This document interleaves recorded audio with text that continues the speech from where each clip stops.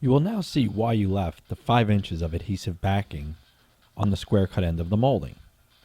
This will allow you to slide the next piece of molding over the top of the previous piece.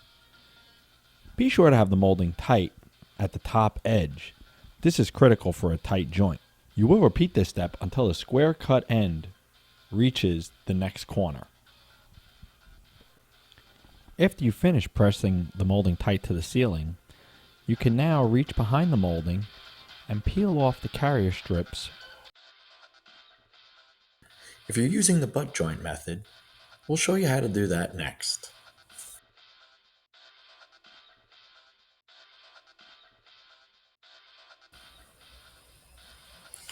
Okay, so you're going to use the butt joint method. That will eliminate this seam that you typically will get with the overlap method. What you'll want to do is start by peeling back a little bit of the bottom adhesive, and that will allow you to tack the two pieces together. This is critical because when you lift up to cut through with the scissors, the molding will distort. This will keep them aligned perfect. Now cut through the two pieces simultaneously.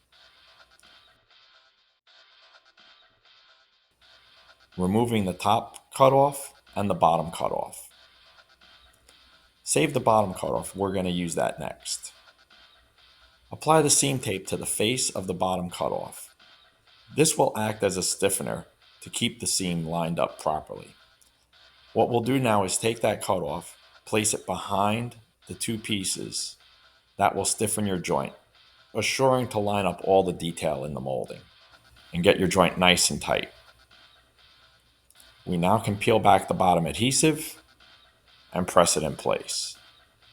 And there you go, a nice tight butt joint.